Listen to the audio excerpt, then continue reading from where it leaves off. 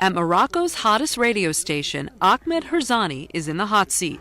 After sitting on the committee that helped draft the new constitution, he's now explaining it, fielding questions from callers and on Twitter. Hit radio founder Younes Boumedi is helping young Moroccans find their voice and urging them to use their vote. It's very important for the country and for the young, to get involved in politics and to get involved in debates about their future.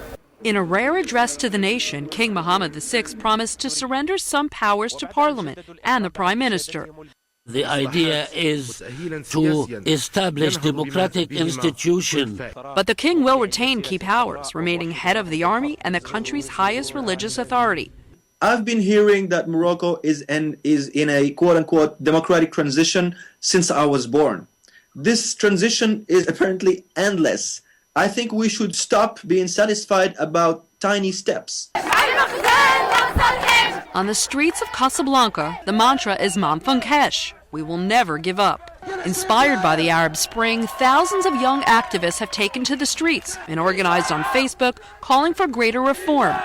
The February 20th movement wants jobs and an end to corruption they say comes from royal cronies. We see that nothing changed in the constitution. It's still the same, and we don't accept that. We're walking through the market in the Sabata area of Casablanca with Jihad or Forangi. He warns the Islamic extremists are moving into poor neighborhoods like Sabata, trying to hijack the reform movement. It's a dangerous situation. We should save those people. We should provide for them accommodations, jobs, healthy service, and all the things to make them living happy.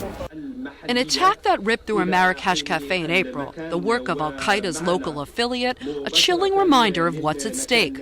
Which is why Mustafa Khalfi's Justice and Development Party, Morocco's largest mainstream Islamic party, is supporting the new constitution. While it's not perfect, he says, it's important to give the king confidence to continue with reform.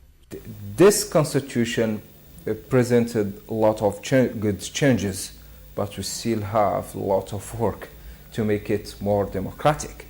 But this draft has reflected the willingness of monarchy to reform our political system.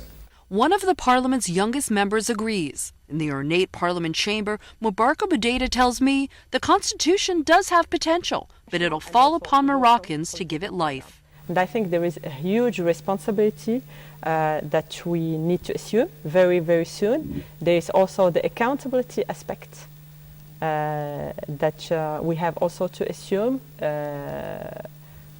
from now on.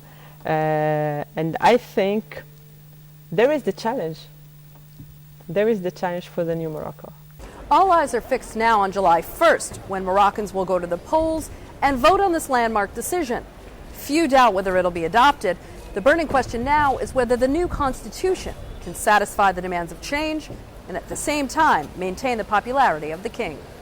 Elise Labit, CNN, Casablanca.